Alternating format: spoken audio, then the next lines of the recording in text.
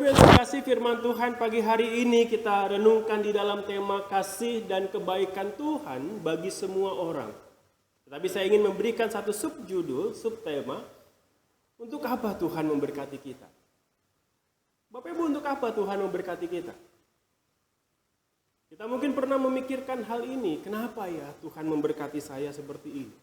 Ketika kita mengalami berkat Tuhan, ketika kita dijawab doanya sama Tuhan, ketika Tuhan menolong kita di dalam satu dua hal dalam kehidupan kita, kita mungkin pernah memikirkan hal ini.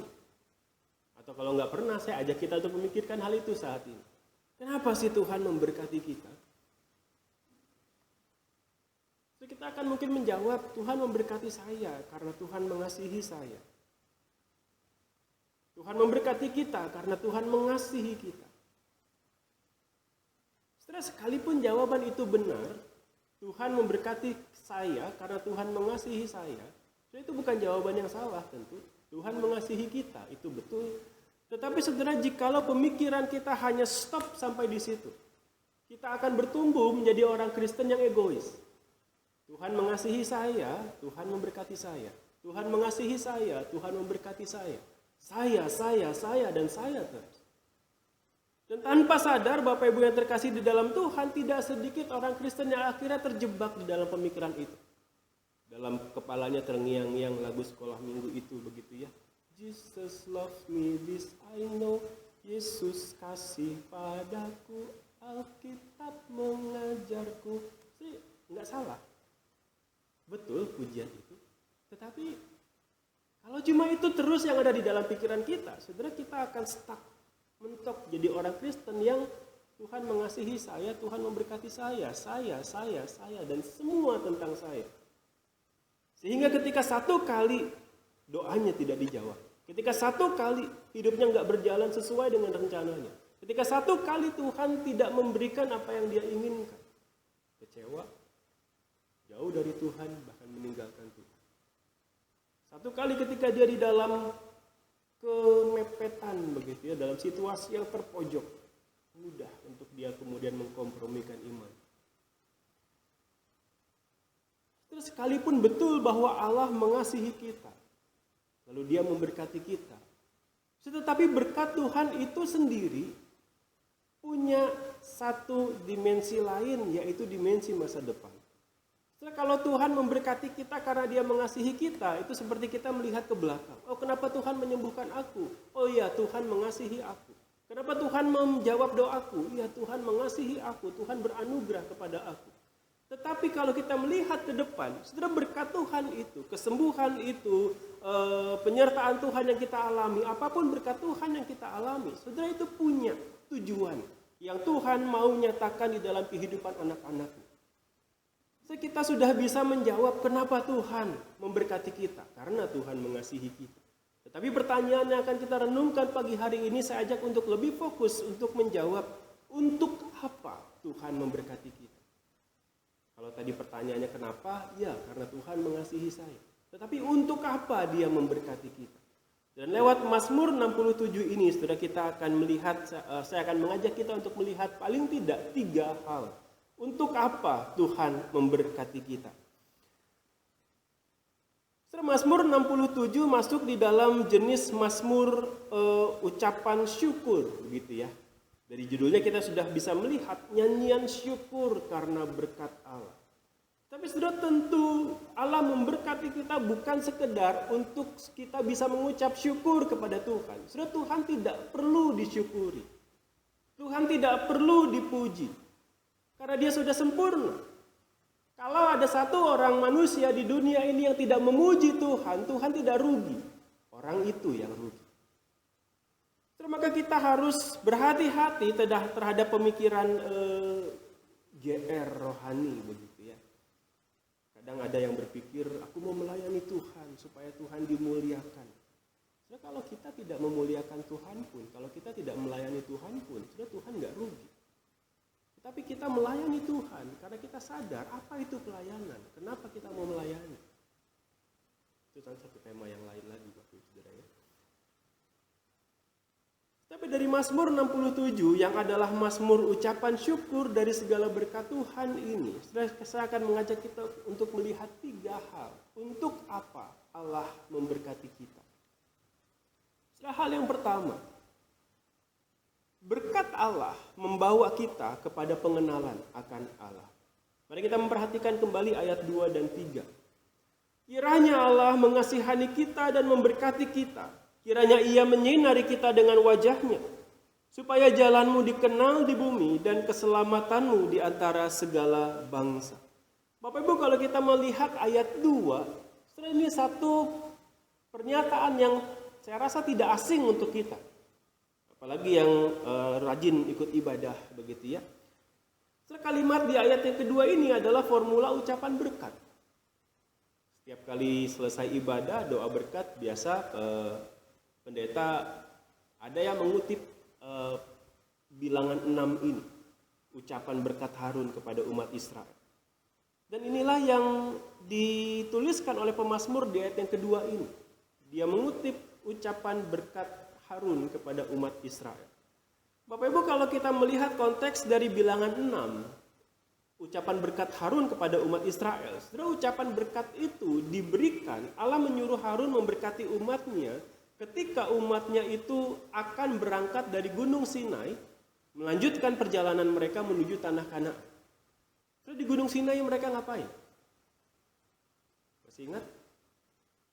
Dalam perjalanan mereka keluar dari Mesir, mereka sampai ke Gunung Sinai. Di sana Musa dipanggil Allah untuk naik ke atas gunung. Di atas gunung Allah memberikan 10 hukum Taurat. Dan begitu banyak peraturan-peraturan lain yang Allah berikan untuk Israel, untuk meneguhkan, untuk menegaskan identitas mereka. Setelah Israel baru keluar dari Mesir, yang selama 400 tahun, berabad-abad, kurang lebih 4 generasi mereka ada di Mesir, mereka mungkin sudah mengidentifikasikan dirinya sebagai aku orang Mesir, lalu tiba-tiba mereka keluar dari Mesir. Setelah mereka punya krisis identitas, mereka mungkin bingung, lalu aku ini siapa? Orang Mesir? Mereka lebih mengidentifikasikan dirinya sebagai orang Mesir memang. Sehingga dalam perjalanan itu mereka selalu mau balik lagi ke Mesir, mau balik lagi ke Mesir, mau balik lagi ke Mesir. Kayak orang mau pulang kampung begitu. Kampungku di Mesir, aku lebih baik pulang ke sana. Inilah yang Allah mau ubah di dalam hati mereka. Inilah yang Allah mau ubah di dalam pikiran mereka. Bahwa kamu bukan orang Mesir, kamu umatku. Sehingga di Gunung Sinai itu Allah memberikan 10 hukumnya. Dan ada begitu banyak tuntunan, panduan yang lain supaya orang Israel ngerti. Kamu bukan orang Mesir, kamu adalah umatku. Dan sebagai umatku beginilah kamu harus hidup. Beda dengan bangsa Mesir yang tidak mengenal aku. Maka setelah Allah meneguhkan identitas Israel sebagai umatnya di Gunung Sinai itu, barulah kemudian Allah menyuruh Harun untuk memberkati umat ini. Dan kemudian mereka melanjutkan perjalanan mereka. Setelah di sini umat Israel sedang diteguhkan identitasnya. Supaya mereka semakin teguh, supaya mereka semakin jelas, aku adalah umat Allah. Aku adalah beda dengan bangsa-bangsa lain. Aku bukan orang Mesir, aku bukan bangsa Kanaan, aku umat Allah. Dan hidupku harus berbeda. Setelah di Gunung Sinai itu Allah menyatakan dirinya. Supaya umat ini semakin mengenal siapa Allah yang membebaskan mereka. Dan di dalam perjalanan mereka ke depan. Setelah itu pun yang Allah lakukan terus-menerus. Allah menyatakan siapa dirinya. Allah menyatakan bahwa Ia adalah Ia adalah Allah atas umat Israel ini. Setelah itulah yang Allah lakukan terus-menerus. Meneguhkan, mengokohkan identitas Israel sebagai umat pilihannya. Nah, kalau kita lihat ayat yang ketiga. Setelah di sini pemazmur terinspirasi dari janji berkat Allah kepada Abraham. Nah, kalau kita mengingat Kejadian 12, itu di situ Allah menjanjikan berkat kepada Abraham. Dan salah satu berkatnya adalah tentang keturunan Abraham yang akan menjadi berkat bagi bangsa-bangsa.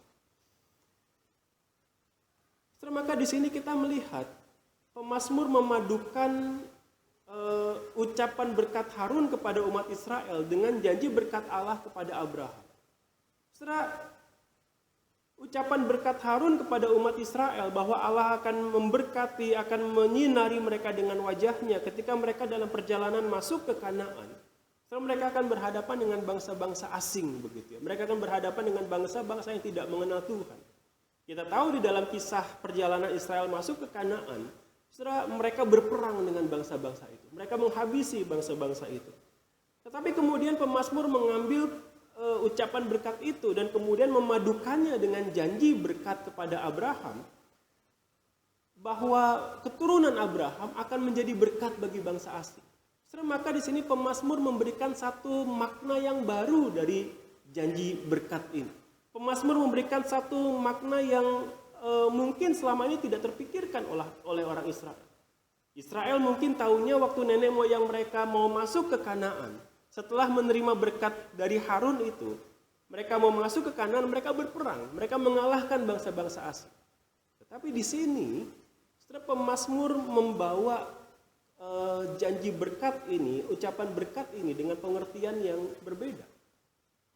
Tuhan panggil kamu untuk jadi berkat bagi bangsa-bangsa. Tuhan panggil kamu untuk mengenalkan jalan keselamatan Tuhan bagi bangsa-bangsa, bukan berperang.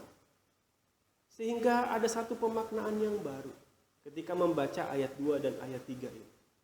Umat Israel diberkati, umat Allah diberkati, supaya mereka memperkenalkan kepada bangsa-bangsa lain siapa Allah yang sudah memberkati mereka.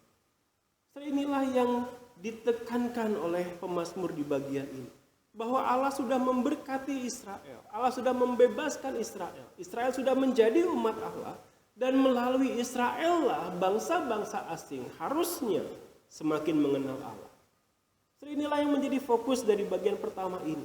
Allah sudah memberkati Israel, membebaskan mereka, memimpin mereka masuk ke Kanaan, sehingga mereka bisa mengenal Allah.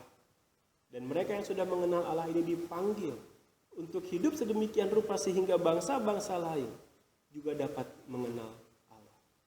Bapak Ibu, berkat Allah membawa pengenalan akan Allah. Jikalau kita memikirkan hal ini dalam kehidupan kita, seberapa banyak berkat Tuhan yang sudah kita alami? Dan apakah semua berkat Tuhan itu semakin membuat kita mengenal Dia dengan baik? Atau sekedar, ya Tuhan terima kasih sudah menjawab doa saya. Ya Tuhan, aku bersyukur, aku memuji Tuhan karena Engkau sudah menolong saya melalui pergumulan ini. Kita sudah berbulan-bulan menjalani kehidupan di masa pandemi ini. Ada banyak pergumulan, ada banyak tantangan, ada banyak perubahan di dalam kehidupan kita. Mungkin juga sudah begitu banyak doa-doa yang Bapak Ibu sampaikan kepada Tuhan terkait pergumulan kehidupan kita. Ketika Tuhan menjawab doa-doa itu sesuai yang kita inginkan atau tidak sesuai dengan yang kita inginkan, apa respon kita? Apakah kita semakin mengenal Allah sebagai pribadi yang seperti apa? Atau jawaban-jawaban Tuhan itu, khususnya penolakan-penolakan Tuhan, membuat kita makin menutup diri dari Tuhan, makin menjauh dari Tuhan. Berkat Allah seharusnya membawa kita semakin mengenal Allah sebagai Allah yang baik, sebagai Allah yang murah hati, sebagai Allah yang penuh anugerah. Karena kita yang gak layak untuk diberkati ini, kita yang sebenarnya gak pantas menerima berkat Tuhan ini, Tuhan tetap nyatakan berkat pemeliharaan untuk kita. Berkat Allah membawa pengenalan akan Allah. Maka ketika saudara di dalam perjalanan kehidupan hari-hari ke depan mengalami berkat-berkat Tuhan, baik yang sesuai dengan yang saudara inginkan, yang saudara doakan, atau itu berbeda, saudara, Allah ingin menyatakan sesuatu kepada saudara. Allah ingin menyatakan tentang dirinya kepada saudara. Allah ingin memperkenalkan siapa Dia dalam kehidupan saudara. Saudara, hal yang kedua, berkat Allah membawa syukur dan sukacita. Mari kita melihat ayat 4 sampai ayat yang ke-6. Kiranya bangsa-bangsa bersyukur kepadamu ya Allah. Kiranya bangsa-bangsa semuanya bersyukur kepadamu. Kiranya suku-suku bangsa bersukacita dan bersorak-sorai sebab Engkau memerintah bangsa-bangsa dengan adil dan menuntun suku-suku bangsa di atas bumi. Kiranya bangsa-bangsa bersyukur kepadamu ya Allah. Kiranya bangsa-bangsa semuanya bersyukur kepadamu. Bapak Ibu, berkat Allah membawa syukur dan sukacita. Tentu satu hal yang wajar, satu hal yang sudah sepantasnya kita bersyukur, kita bersukacita atas berkat Tuhan. Tetapi Bapak Ibu, apa berkat Tuhan yang disebutkan pemazmur di bagian ini? Ayat yang kelima, pemazmur berkata, kiranya suku-suku bangsa bersukacita dan bersorak-sorai, sebab Engkau memerintah bangsa-bangsa dengan adil dan menuntun suku-suku bangsa di atas bumi. Setelah ucapan syukur dan sukacita yang dinaikkan oleh suku-suku bangsa, itu adalah karena pemerintahan Allah yang adil dan tuntunan Allah atas bangsa-bangsa di atas bumi. Saudara, kalau jujur kita mau pikir-pikir, hal seperti ini sangat jarang terpikirkan oleh kita sebagai berkat Tuhan. Kalau kita ngomongin berkat, yang dalam pikiran kita lebih mudahnya apa sih yang terpikir? Kesembuhan, kesehatan, kelancaran di dalam usaha, pekerjaan kita yang Tuhan pimpin, keluarga kita yang baik-baik, anak cucu kita yang bertumbuh dengan baik, keluarga anak-anak kita yang takut akan Tuhan. Setelah itu berkat Tuhan yang ada dalam pikiran kita. Segala sesuatu yang baik untuk kita, segala sesuatu yang kita pikirkan menyenangkan hati kita, segala sesuatu yang membuat kita merasa tenang, merasa aman. Setelah itulah yang kita pikirkan sebagai berkat. Dan sangat jarang kita memikirkan berkat Tuhan di dalam gambaran seperti ayat yang kelima ini. Berkat Tuhan di dalam pemerintahannya yang adil, berkat Tuhan di dalam tuntunannya atas bangsa-bangsa.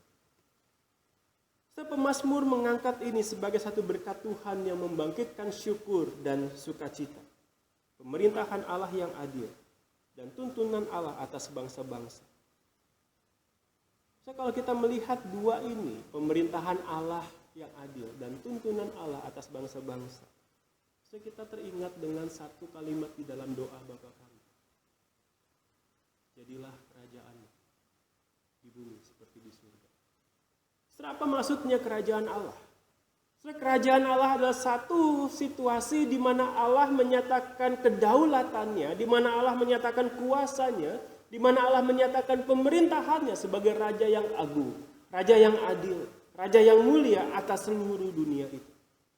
Dan ketika di dalam doa Bapa kami itu kita mendoakan jadilah kerajaanmu di bumi seperti di surga. Kita berdoa supaya pemerintahan Allah yang adil itu makin nyata di tengah-tengah dunia itu. Dan ketika itu terjadi, setelah inilah yang pemazmur katakan, suku-suku bangsa bersukacita, suku-suku bangsa bersorak-sorai, semua bangsa-bangsa bersyukur kepadamu. Setelah berkat Allah di dalam bagian ini adalah segala sesuatu tentang kerajaan Allah yang semakin nyata di atas bumi. Ketika kejahatan semakin berkurang, ketika kebenaran dan keadilan semakin terlihat di dalam kehidupan di atas bumi ini, pada masa-masa itulah kita bersyukur dan bersukacita. Pemazmur sedang mengajak kita untuk menyadari bahwa misi utama Allah bukanlah kesembuhanmu. Misi utama Allah bukanlah kekayaanmu. Misi utama Allah bukanlah kebahagiaanmu. Pemazmur sedang mengajak kita untuk melihat bahwa misi utama Allah adalah menyatakan pemerintahannya di atas dunia ini. Misi utama Allah adalah menyatakan kerajaannya di atas bumi ini. Dan di atas hal inilah saudara kita patut bersyukur dan bersukacita. Saudara, berkat Allah membawa syukur dan sukacita. Tetapi mari pertama-tama kita pikirkan lebih dulu. Berkat seperti apa yang ada dalam pikiran kita selama ini? Berkat apa yang selama ini kita idam-idamkan, kita doakan, kita impikan dalam kehidupan kita? Jikalau semua itu hanya berpusat kepada kita, mari seperti di bagian yang kedua ini, kita mulai mendoakan berkat Tuhan yang lebih luas lagi, yaitu kerajaan Allah yang dinyatakan atas dunia ini. Tentu tidak salah kita meminta berkat Tuhan untuk kehidupan kita, untuk kesehatan kita, untuk usaha kita, untuk pekerjaan kita. Tentu tidak salah untuk kita mendoakan semua itu. Tetapi mari kita meresponi ajakan pemazmur ini. Pemazmur mengingatkan kita untuk kita kita turut naik ke atas kapal yang namanya misi kerajaan Allah. Untuk turut berlayar bersama dengan kapal itu, menghadirkan kerajaan Allah di tengah-tengah dunia ini. Menghadirkan pemerintahan Allah yang adil, menghadirkan pemerintahan Allah yang penuh dengan kasih, menghadirkan pemerintahan Allah yang penuh dengan anugerah dan kemurahan. Melalui apapun yang kita lakukan, lewat tindakan kita, lewat perkataan kita, biarlah kita juga boleh menyatakan kerajaan Allah itu, kebenaran, keadilan, kemurahan Tuhan lewat kehidupan kita. Sudah hal ini terwujud di dalam bagaimana kita memperlakukan sesama kita. Bagaimana kita memperlakukan tetangga kita yang mungkin tidak seiman. Bagaimana kita memperlakukan pasangan kita yang pernah menyakiti hati kita. Bagaimana kita memperlakukan orang tua kita, bagaimana kita memperlakukan mertua kita yang mungkin tidak selalu sepemikiran dengan kita. Bagaimana kita memperlakukan saingan usaha kita, saingan bisnis kita. Dan pada akhirnya bagaimana kita memperlakukan orang-orang yang pernah melukai hati kita. Jadi dalam semua itulah kesempatan untuk kerajaan Allah nyata lewat kehidupan dan perkataan kita. Oleh karena itu biarlah seperti pemazmur, kita mulai mendoakan kehadiran kerajaan Allah dan bersuka cita ketika kerajaan Allah itu dinyatakan di dalam dunia ini, baik lewat kehidupan kita maupun orang-orang lain. Itulah yang kedua, berkat Allah membawa sukacita dan syukur. Hal yang ketiga, yang terakhir, berkat Allah membawa penghormatan kepada Allah. Ayat yang ke-7 dan 8, mari kita lihat. Tanah telah memberi hasilnya. Allah kita memberkati kita. Allah memberkati kita, kiranya segala ujung bumi takut akan Dia. Saudara, di dua ayat penutup Mazmur 67 ini bisa diartikan, bisa diterjemahkan secara berbeda. Kata tanah di ayat yang ke-7 punya asal kata yang sama dengan kata bumi di ayat yang ke-8. Katanya sama, eres begitu ya. Sehingga bisa, lalu kata memberi hasilnya itu menggambarkan satu konteks peperangan ketika ada pihak yang menyerah, tunduk kepada pemenang. Dan yang kalah itu menyerahkan miliknya, negaranya, kotanya, dia menyerahkannya kepada yang memenang, kepada sang pemenang perang itu. Maka ayat 7 dan 8 ini bisa diterjemahkan seperti ini. Bumi telah menyerah, bumi telah tunduk dan menyerahkan segala miliknya. Allah kita memberkati kita. Allah memberkati kita, kiranya segala ujung bumi takut akan Dia. Maka dari terjemahan seperti itu kita melihat bahwa berkat Allah membawa penghormatan kepada Allah. Berkat Allah bukan hanya membawa orang untuk mengenal siapa Allah. Berkat Allah bukan berhenti hanya kepada orang mensyukuri akan berkatnya, bersukacita karena berkatnya. Berkat Allah bukan hanya membawa orang untuk menyadari Dialah Raja, tetapi pada akhirnya berkat Allah harusnya membawa setiap orang yang mengalami berkat itu semakin hormat kepada Tuhan, semakin tunduk kepada Tuhan, semakin taat dan takut akan Tuhan. Maka jikalau di dalam kehidupan kita berkata aku bersyukur, tapi hidup kita nggak takut sama Tuhan, nggak ada artinya ucapan syukur kita itu. Cuma di mulut, cuma di bibir, dan bahkan kosong. Kita mungkin berkata aku bersyukur Tuhan sudah menjawab doaku, aku bersyukur Tuhan udah kasih kesehatan. Tetapi kalau tidak ada rasa takut akan Tuhan dalam hidup kita, kalau tidak ada rasa penundukan diri kepada Tuhan dalam hidup kita, ucapan syukur itu kosong. Bahkan apa yang kita katakan berkat Tuhan, kesehatan dalam hidup saya, itu pun gak ada artinya. Kita mungkin bingung mau bersyukur apa, dan akhirnya cuma ngomong, iya aku bersyukur untuk kesehatan saya. Jikalau berkat Allah itu tidak membuat kita makin tunduk dan hormat kepada Tuhan, apa yang kita alami, apa yang kita ucapkan sebagai syukur kita itu hanya sekedar ucapan. Marilah kita melihat hidup kita yang sering kali kita berkata aku sudah mengalami berkat Tuhan. ini dan itu. Pertanyaan yang paling penting bukanlah berapa banyak berkat yang sudah aku alami. Tapi pertanyaan yang paling penting yang harus kita pikirkan adalah apa dampak dari berkat-berkat Tuhan itu dalam hidupku. Apakah semua berkat itu semakin membuatmu mengenal Allah secara personal? Apakah semua berkat Allah itu semakin membuat engkau sadar bahwa Dialah Raja yang berkuasa atas hidupmu? Tidak selalu permintaan kita Dia berikan. Dia bisa membawa kita ke lembah kekelaman. Tetapi Dialah Raja. Apakah semua berkat itu semakin membuat kita takut, hormat kepada Allah? Jadi jikalau kita hanya menikmati berkat Tuhan, mensyukuri berkat Tuhan tanpa kita memberi diri kita untuk melihat Dia sebagai Allah, sebagai Raja yang berkuasa dan tunduk kepadanya, kita tidak lebih baik dari orang-orang Farisi, orang-orang yang Saduki, ahli-ahli Taurat itu. Bukankah ketika Tuhan Yesus hidup di bumi, Dia juga melakukan banyak mujizat? Banyak orang melihat mujizat Tuhan Yesus, bahkan ahli-ahli Taurat, orang-orang Farisi melihat mujizat Yesus. Tapi saudara, tidak sedikit dari mereka yang menolak Yesus. Mereka lihat mujizat Yesus depan mata mereka, tapi mereka menolak Yesus. Kenapa? Karena mereka tidak mau menyerah kepada Allah. Mereka tidak mau mengangkat bendera putih dan mengakui Engkaulah Allah, aku manusia yang berdosa.